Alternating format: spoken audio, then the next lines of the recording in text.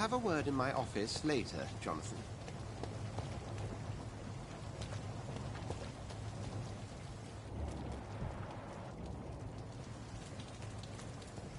Come on, you bastard! You can do better than that! Nah! It's my turn!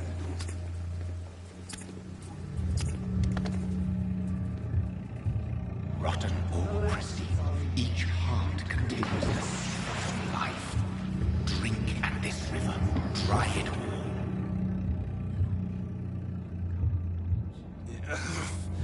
Oh, come on, you bastard! I won't bite. Sir, please. You've lost too much blood. Calm yourself. You think I didn't notice? Stop your staring and get me to an hospital, you arse!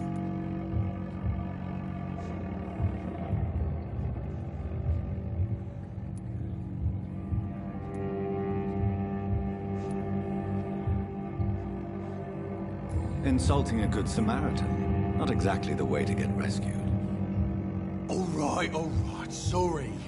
I am in pain here. Me guts are spilling out onto the street and you're yabbering on. Yes. That's a very nasty wound you've got there. Take my word, I am a doctor. Dr. Jonathan Reed. Name's Clay Cox. I'd appreciate you helping me to a better place, Doc. Follow me, Mr. Cox. Let me assist you to that better place.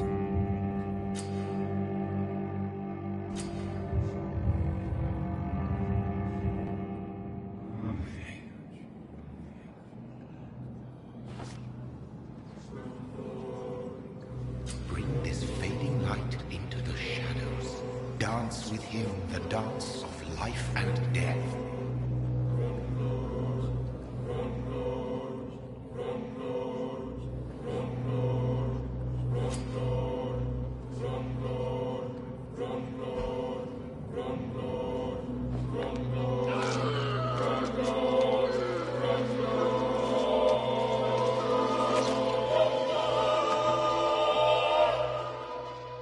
In the back, you bastard!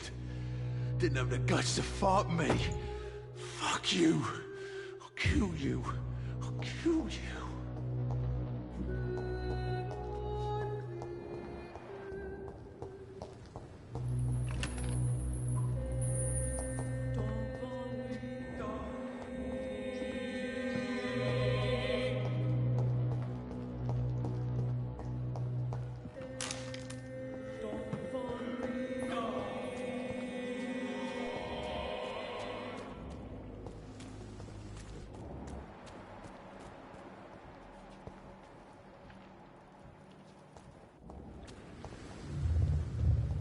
Taste a life, to embrace its most intimate secrets.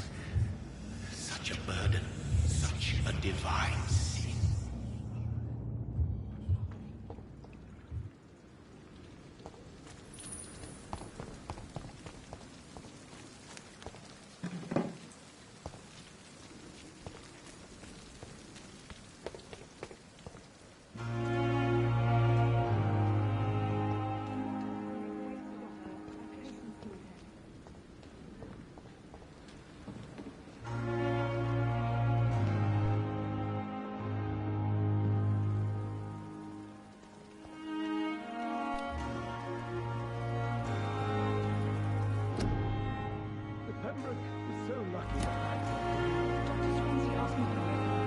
Doctor, where have you been?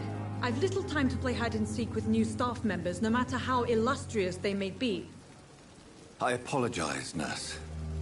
I needed some time to myself. This has been the longest and strangest night of my life. You delivered poor Mr. Hampton from a terrible fate. The means to that end should be of little concern, Doctor. Thank you, nurse. What can I do for you? Dr. Swansea insisted we provide you a quiet office. You'll find it on the second floor with your name on the door. Thank you. Nurse Crane, isn't it? Yes, Dorothy Crane. Welcome to Pembroke Hospital, Dr. Reed. Your office has been prepared.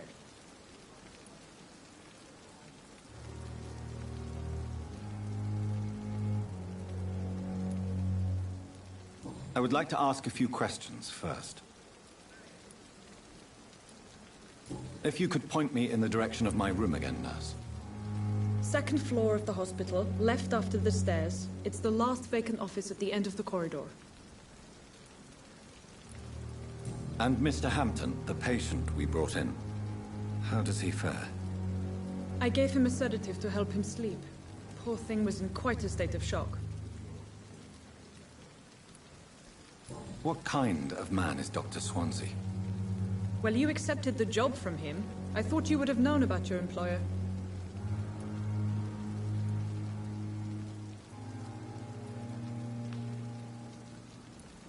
It's right to assume Dr. Swansea knows far more about me than I do about him. You'll get to know him soon enough, and better than me. The administrator has better things to do than mix with us. Apologies, I've only just met him the once. This is sudden. I've only just returned to England. Dr. Swansea is a brilliant surgeon and the most compassionate physician.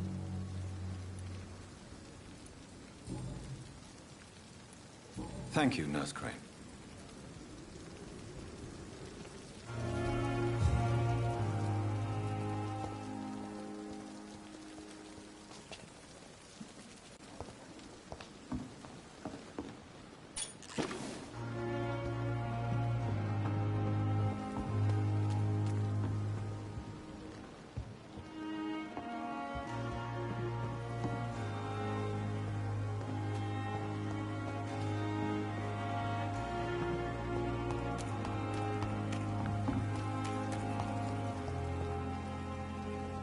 Good evening, sir. So it is true. The famous Dr. Reed has joined us. I can't think of any better news during these terrible times. Do we know each other? Actually, yes. We met once before, at the Rockefeller University in New York. Dr. Tippett, yes, I remember. I was assisting Professor Carell in his research about coronary bypasses. He had nothing but praise for you. He was also very confident about your future. And look at you now. Eminent surgeon and blood transfusion specialist.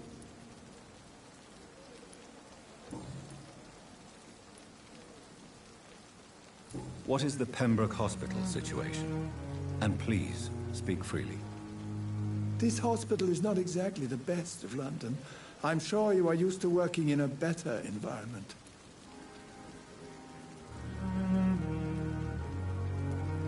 It's not exactly the best situation in London, either. I can't have expected this hospital to be prepared for what was to come. Don't be misled by appearances, Dr. Reed. This hospital does not lack talented people. It just lacks hope.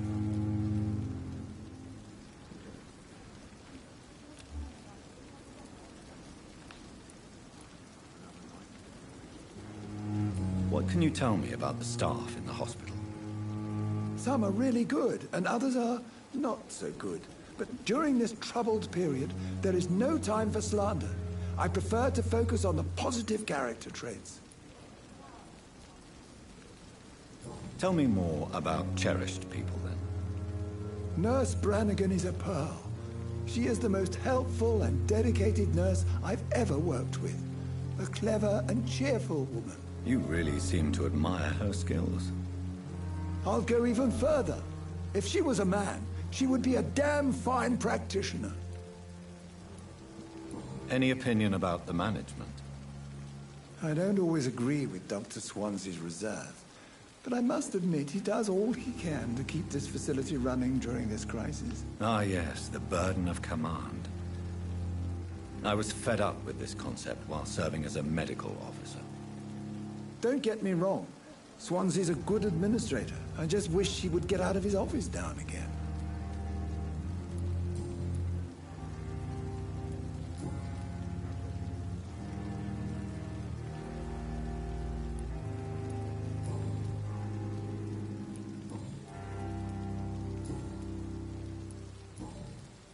Goodbye, Dr. Tippett.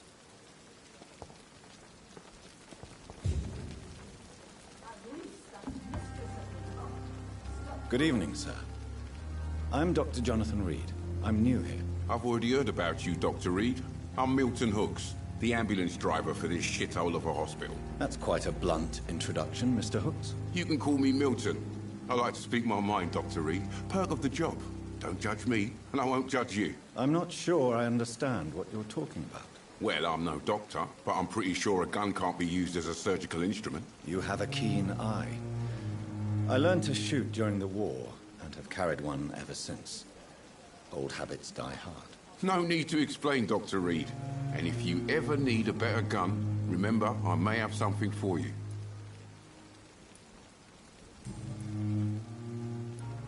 How is the situation around here? You want to hear the situation is all right?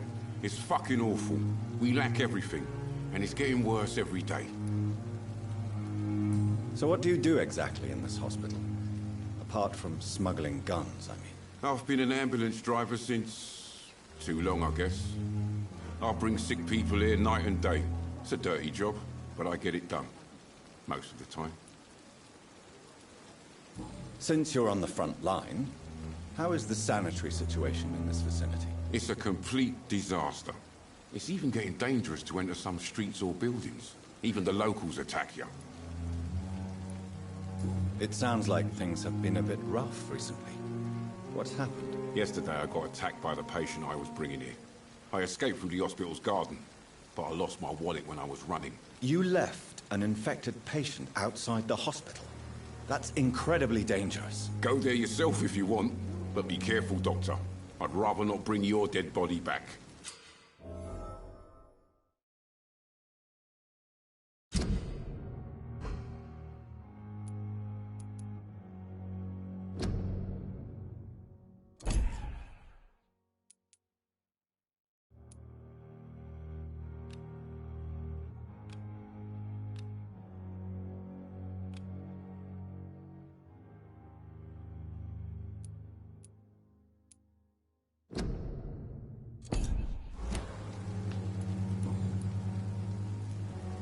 Are you really smuggling weapons through the hospital? And why not? I've already been attacked by patients, you know. And by gang members willing to steal my money. But you're not defending yourself. You're selling guns to civilians. You keep people alive your own way, Doctor. I offer them another way to protect their health.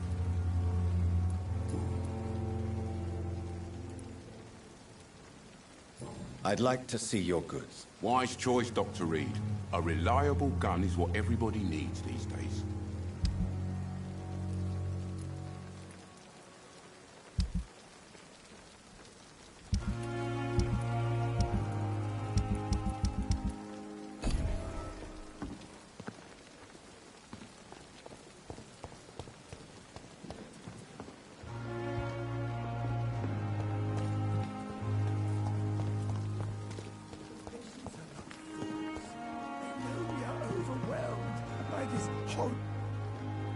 Good evening.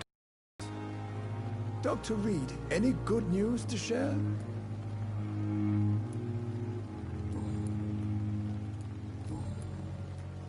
Goodbye, Dr. Tippett.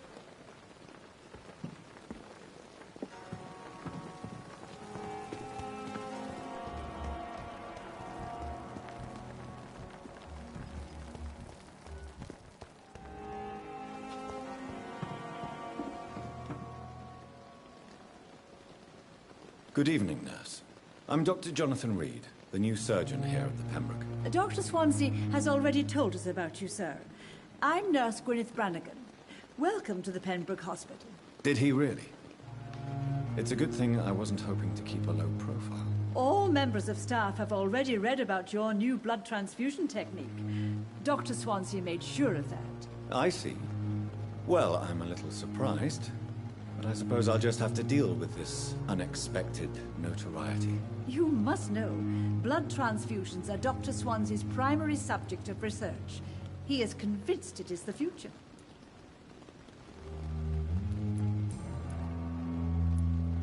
How are things here? Not good, to say the least. We're struggling against an invisible enemy, more lethal than any bullet from a gun. It's hard, Doctor.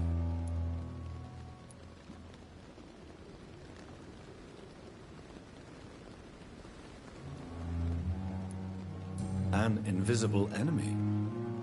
quite a poetic term for a disease, especially from a nurse. Sorry, Doctor. These last few weeks have been exhausting. We could all do with a good night's sleep.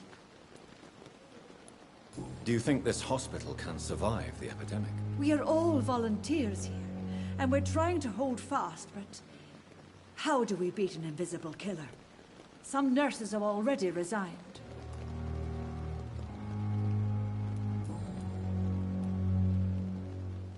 I'm not familiar with all the staff yet. Perhaps you could help me. Brilliant professionals, most of them. Dr. Swansea has a gift for recruiting talent. Most of them. Is there a problem I should know about, nurse? It would be inappropriate for me to speak ill of a colleague.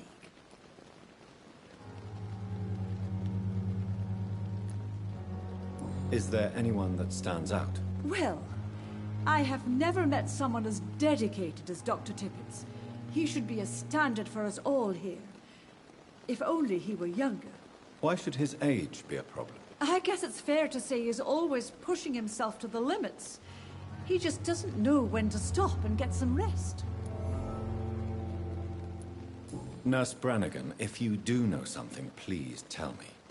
Anything you say will be held in confidence. No. I may disagree with some conduct, but in the end, everybody is doing their best.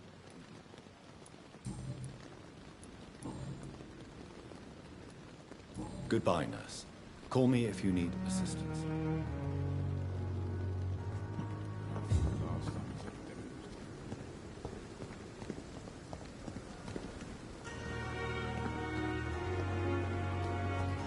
Dr. Swansea is right. This place seems perfect to conduct my research.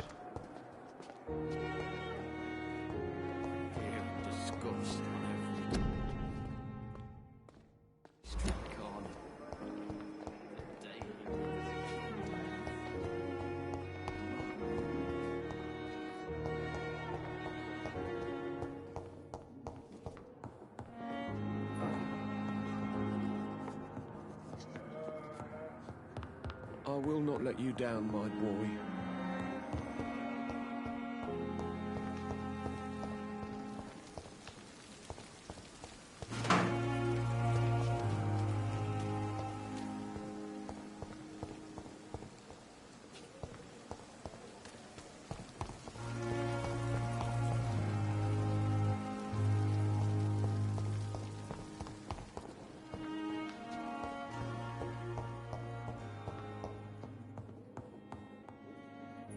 Good evening, sir. I'm Dr. Reed. May I help you? I don't know if a third opinion is needed. Your colleagues are already arguing about my condition. I see. Would you mind telling me more about your situation? I'm Harvey Fiddick. All I want is to get me bloody arm fixed properly. Goodbye for now, Mr. Fiddick. I'll see you later. Sweet girl. Reads me like a book. I never could keep anything from her. What can I do for you, Doctor? Thank you, Nurse Crane.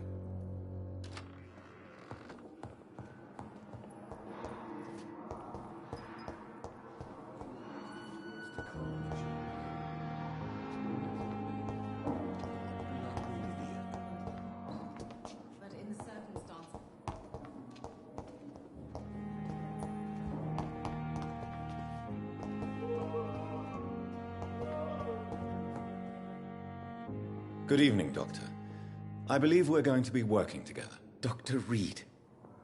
Dr. Swansea informed us of your arrival, but I could not dare to believe we'd have such good fortune. Such an honor, sir. Thank you. And you are? I am Thoreau Strickland, Dr. Thoreau Strickland. I'm a great admirer of your work, Dr. Reed.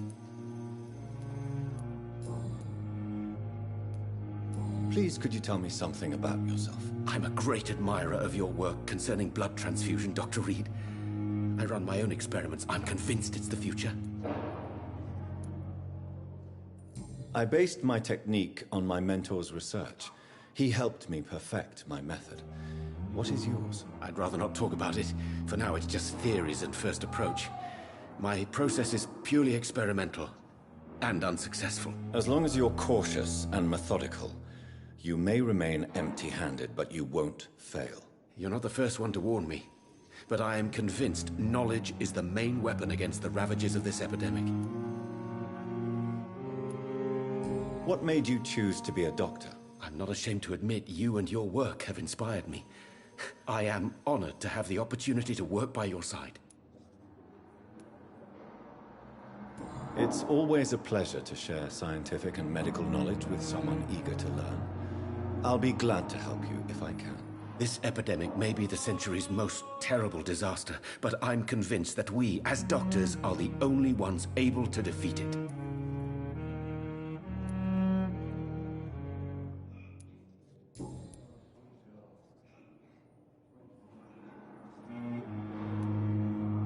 What can you tell me about the Pembroke? Well, it has always been an honor to work with Dr. Swansea. But with your arrival, I can't think of a better opportunity to learn about blood transfusion.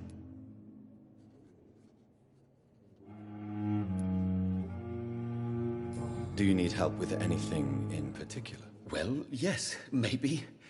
I'm waiting for a batch of products I ordered for my personal research, yet my supplier seems to have vanished. Do you want me to play the errand boy for you? Oh no, Dr. Reed. But if you went personally to his shop, what with your reputation and all, he wouldn't dare to refuse the products I need. I see. Well, give me the address, for I may pass by if I have time.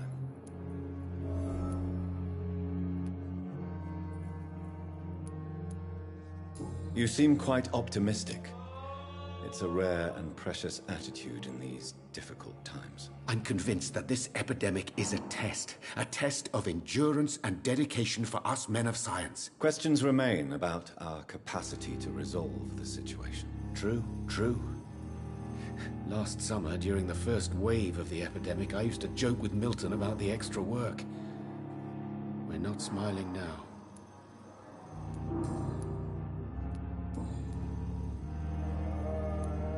Goodbye, Dr. Strickland.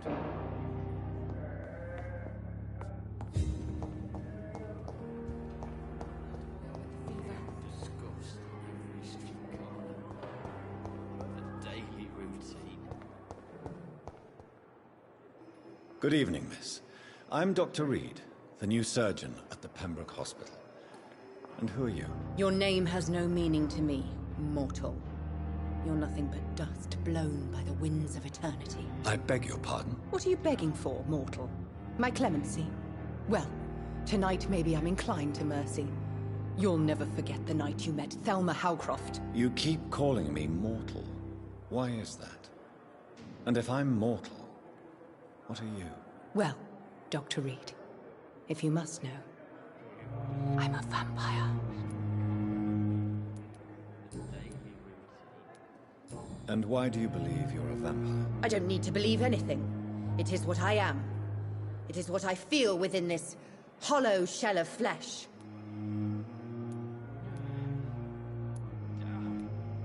Please, describe to me how you feel.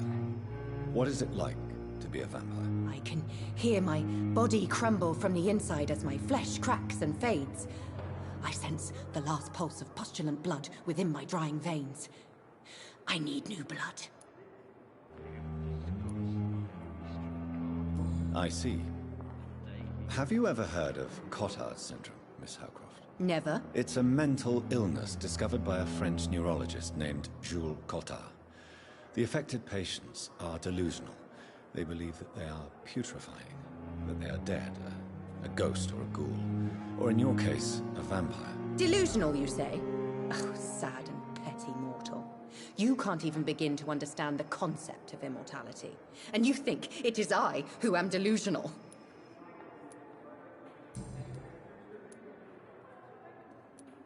I'm assuming you must be a patient here. Am I right, Miss Howcroft? It's only a cover. To hide from my enemies. I can leave whenever I want. As a woman, a spirit, fog, or bat. The staff here are not your enemy. They're here to help you, to care for you. I'm not speaking of the doctors in white. I'm speaking of the men and women who hunt me. For I am a vampire. I see. Don't worry. These people will not find you here. I'll personally make sure they leave you alone.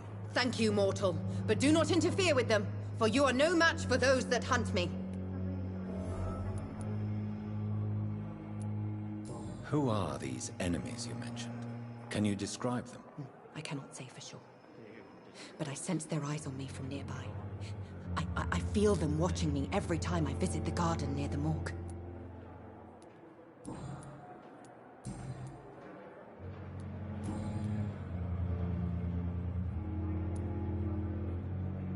Who are you really, Miss Howcroft? I mean, apart from being a vampire. Is that not enough for you, puny mortal? What do you require? Proof of my powers? I'm curious to know who you were before becoming a vampire. Oh, such a long time ago, I don't remember. Centuries of unholy life can have strange effects on one's minds, you see?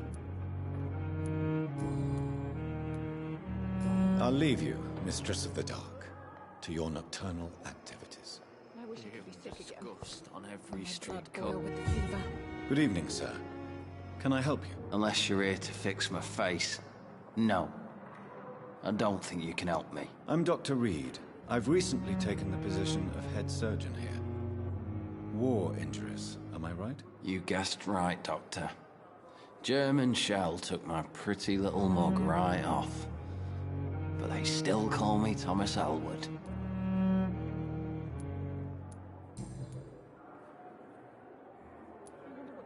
How is your stay with us, Mr. Elwood? Oh, it's bliss. I just escaped death in the trenches to be surrounded again by the moans of the dying. Can I ask you precisely why you're a patient here? It's the pain, sir. The drugs don't work. It just hurts under the scars, if you get my drift. Who is treating you? Is someone in particular looking after your case? Nobody since the old and tired doctor spoke to me. Started to think I was forgotten about. Won't blame you. You don't seem worried by that. My face hurts so much more when I smile or cry. I've learned it's easier not to speak. But be assured I'm smiling inside. Can I do anything for your pain? Nurses gave me a bunch of pills. No effect. Told you. It's like the flames are under my skin, burning away.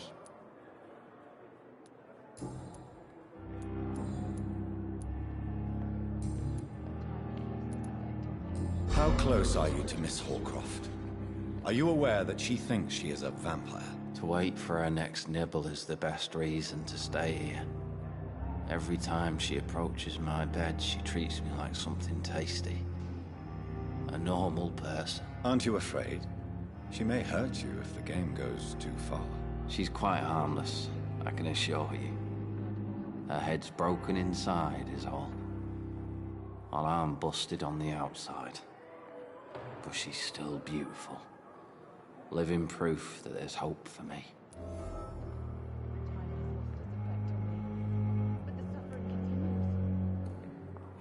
You do realize she's mentally disturbed. It's called the Cotard syndrome.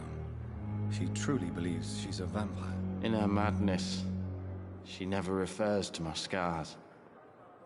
And frankly, if I could, I'd join her world. It seems much more fun than the real one. So do you let her bite you? You know that's not sanitary. And why not? She's only supping a few drops of my blood. And the pain, it's real for once. She could decide to bite less willing patients. Then it's another good reason for me to stay here, Doctor. Where were you stationed, sir? Did you serve for long? I really don't want to talk about all this shit. No offense. I was pushing too much. I served in France myself. I just wanted to know what happened to you. You were an officer, weren't you? Then I doubt we fought the same war, sir. No offense. Goodbye for now, Mr. Elwood. Fear and disgust on every I wish I could be sick again. Daily routine. It's locked, all right. Good evening, Mr. Hampton. How do you feel? Dr. Reed, is it? Oh, sir, I must apologize for my behavior. What do you mean? I was not myself in the factory. Fear and exhaustion made me say awful things to you, I'm afraid. You remained perfectly nice and polite. A little delirious, perhaps. But who wouldn't be after enduring an abduction? Thank you, Doctor. That's a relief. Now all I need to do is rest and return to my flock. How did you end up in William Bishop's den? I had received alarming news about his recent behavior. I went to his place and he refused to let me go. You dared to enter this awful place alone. You're a hero, Mr. Hampton. Or a fool. I'm just a man trying to help his friends, Dr. Reed. William Bishop was a conflicted soul, searching for light.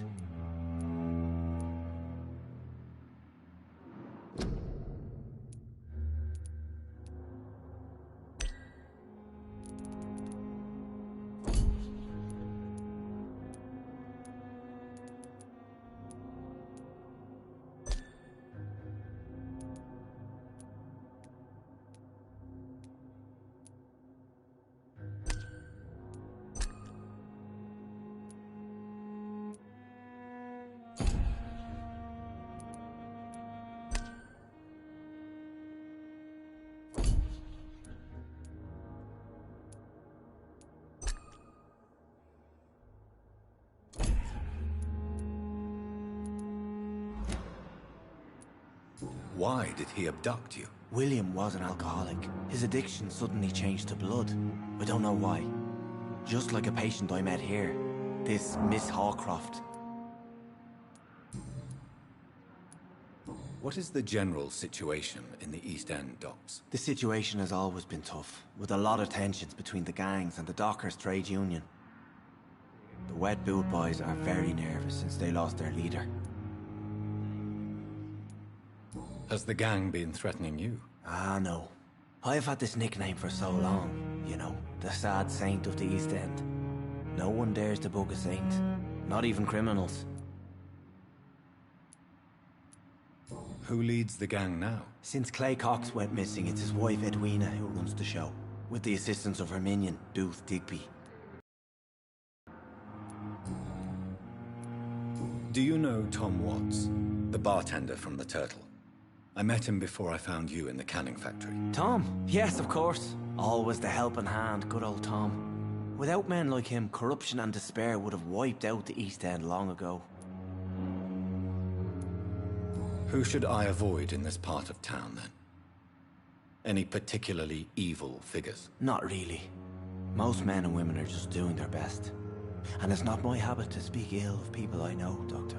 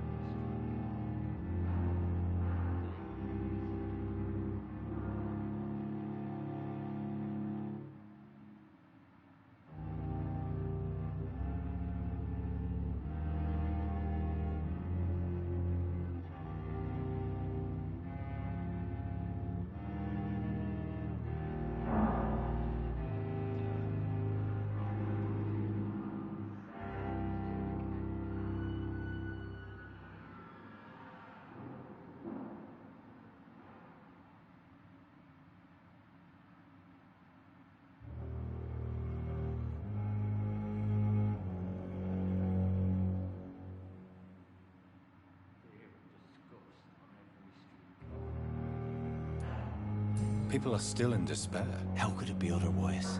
The authorities have left us all to rot in this contagious nightmare.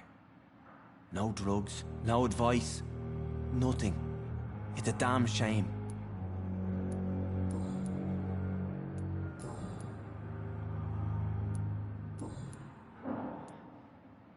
What do you do for a living, Mr. Hampton? I can't help but notice the cross around your neck. I manage a night asylum for the poor and homeless of the docks. and I try to guide the lost and hesitant on the right path to our Lord. Why didn't you use your cross against William Bishop? To repel him somehow? That's a very strange question, Doctor. A cross is no magical token, if that's what you were trying to say. Not mine, anyway. Are you a priest, Mr. Hampton? A deacon, maybe? Not at all, Doctor. I'm just a man of faith willing to preach the good word. Have you made friends since you arrived? Not really, but I recognize Miss Harriet Jones. I knew her when she lived by the docks. That poor woman had such a miserable life. You never came to see her here at Pembroke? Receiving visits when sick can be an important part of the healing process, you know. We're not just bodies. You're preaching to the converted now, Doctor. To be truly honest, I thought she was dead. She left the docks many months ago. How do you feel, Mr. Hampton? Medically speaking, I mean. I feel exhausted. Beyond exhaustion, actually. William drank so much of my blood in his madness. I feel empty. You're in good hands here. Dr. Swansea is well versed in blood transfusion, and I'm sure he'll take the best care of you. Thank you, sir. I believe all I need is rest, and then I can go back to the people who need me. Goodbye, Mr. Hampton. We'll talk again later.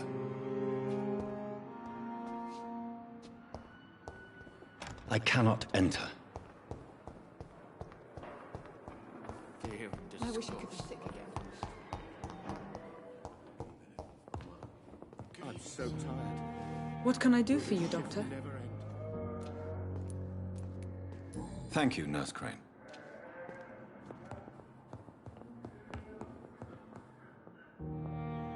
Good evening, Mr. Fiddick. Good evening, Dr. Reed. Any news about my operation?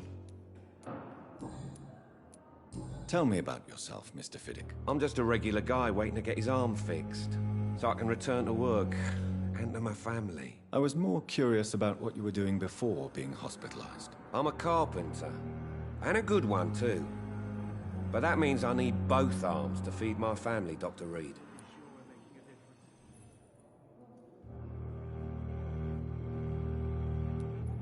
Tell me about the doctors who are arguing about your case. Strickland and Ackroyd. They both want the best for me, but there's a lot of pride there. Doctors are no different from carpenters, it seems. What do you mean? I often had professional arguments with rivals on a building site. Difference is I disagreed about wooden nails, not flesh and bones. Are you satisfied with your treatment here? Well, it's clear that I've chosen a bad time to be injured. Forgive my bluntness, but you seem overwhelmed by cases of the flu. I won't lie to you about it. I'm afraid we are. Are you sure you don't want to operate yourself, Dr. Reed? I have the feeling you're very capable, and your colleagues seem to think so too. In other circumstances, you would be right. But for now, I don't think I can take on the responsibility. My apologies.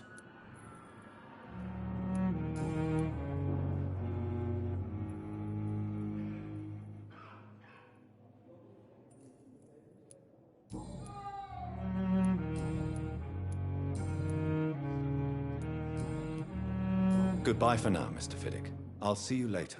You always knew the words to calm the children, Helen. As for me...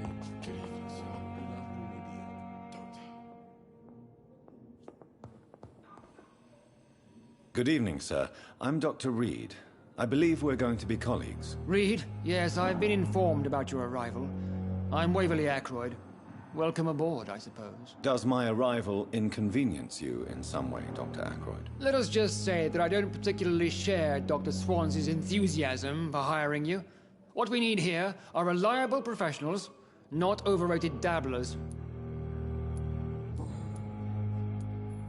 If you have a problem with me, Dr. Ackroyd, please feel free to tell me. Dr. Swansea has imposed your presence on this hospital without asking anyone's advice. The benefit of his position. But I don't agree with it. I know we've never met before, but I believe this hospital could use all the help it can get. You will agree with that, I'm sure. Oh, but I have heard about you, Dr. Reed.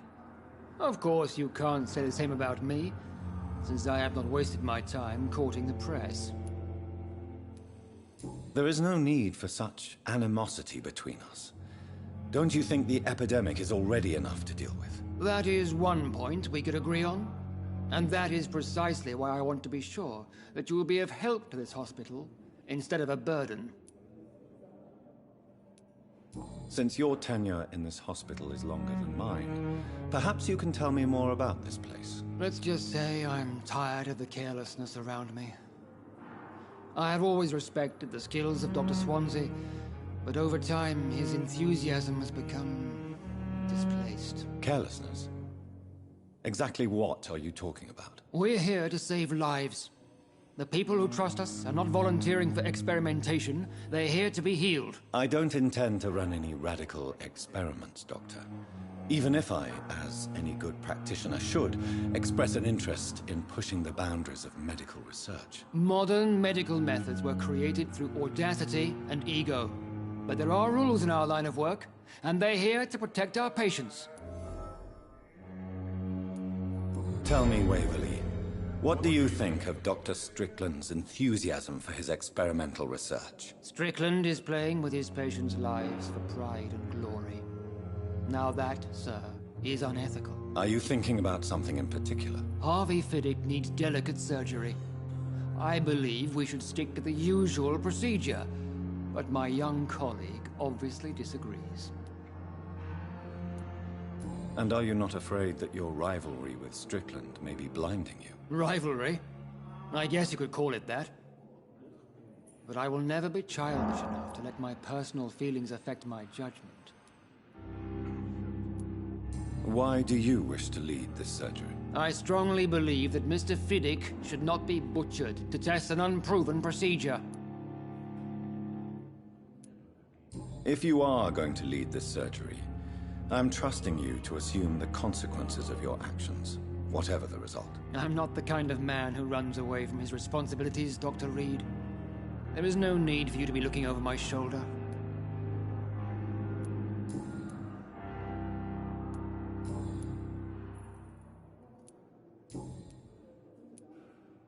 I don't know what you've heard about me, but I have already proved my value as a practitioner. I don't question your skills, Dr. Reed, but your motive. Is it money, fame, or are you truly dedicated? And what exactly is that supposed to mean? I served in the war just like you.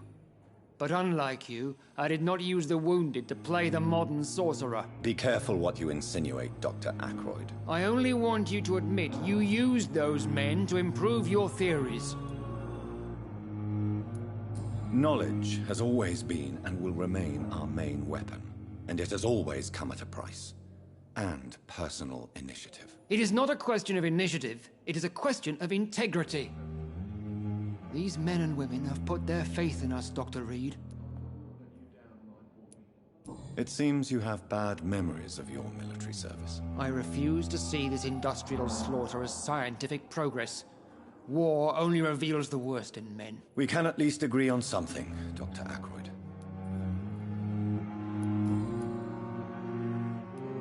Thank you for your time. We'll talk later.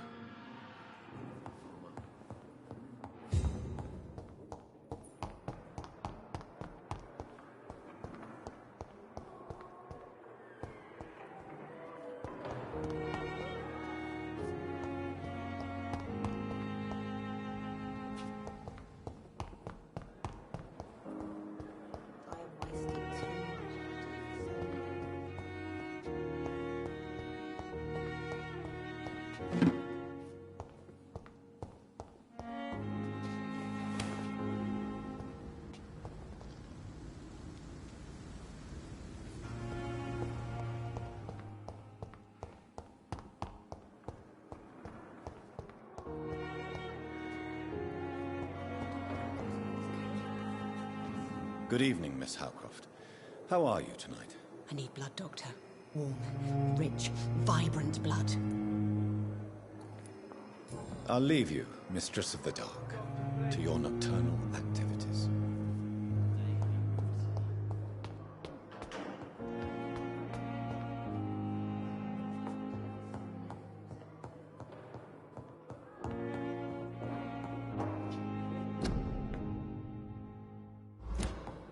now?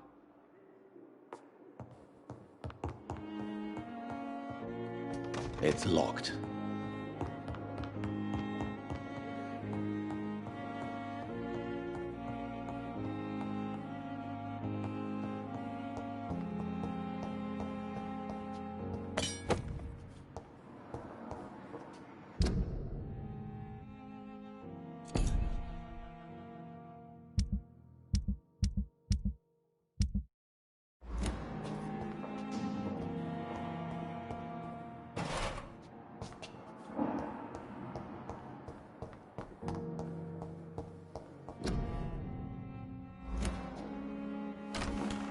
This must be the place.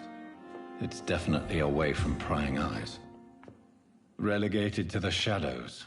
A kingdom of my own. At least I won't be sleeping in a coffin.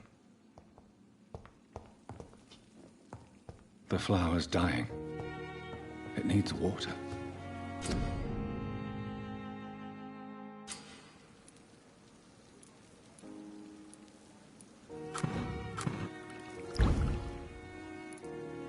William Bishop's blood is much more unstable than human blood and shows extensive mutation. But this is not what happened to me. I must keep on searching. The sun is about to rise. I can feel it. I'll continue tomorrow night.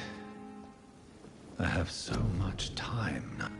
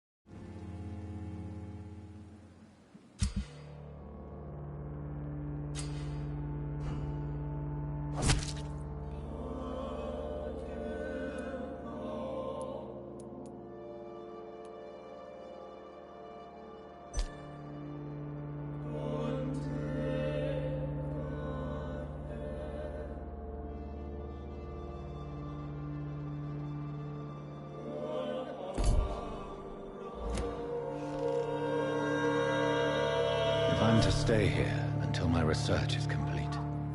I'd better learn to hide my true nature from the mortals. But what about my thirst for blood?